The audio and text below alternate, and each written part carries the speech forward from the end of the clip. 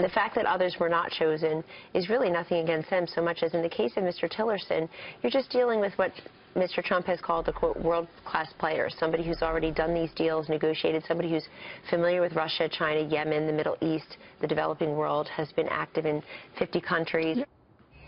Kellyanne Conway right there making the case for Rex Tillerson to head the State Department. The ExxonMobil CEO has experience dealing with world leaders, but is it enough for him to be a successful Secretary of State? Here now is John Hofmeister, former Shell Oil president.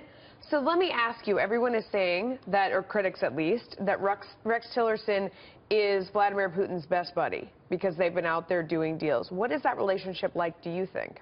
What I think it is, like every CEO of a major oil company, it's a relationship of mutual respect, where Rex is pursuing his objectives, Putin is pursuing his objectives, and somewhere they thread the needle.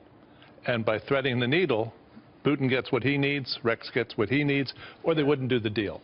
You say mutual respect, and to people who feel like, you know, he's a murderous thug, that Vladimir Putin is somebody who's, you know, murdered his own people, done terrible things to the press. I mean, you just a little list of things that he's done, Crimea, everything else, all the way down to what's going on in Aleppo. How can you have mutual respect with someone like that? Well, when you have a job definition and a job scope, you compartmentalize the other kinds of things that are not part of what you're thinking about. Yeah. Now he has a new job scope. He has a new set of criteria that he'll be using, and it will be in the political dimension, the government-to-government dimension, instead of oil company to government. Yeah.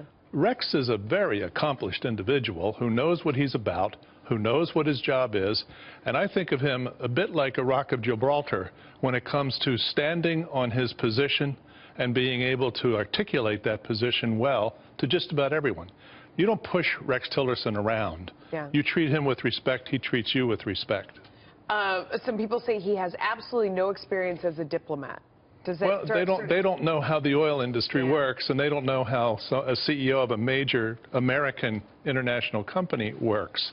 Because if you don't have diplomatic experience, you don't become the CEO. The board wouldn't have you.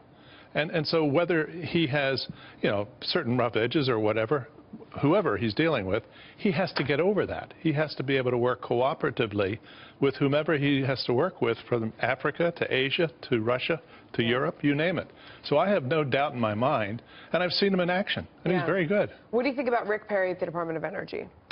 What I like about Rick Perry is the fact that he understands energy as a mechanism for economic value creation and economic development.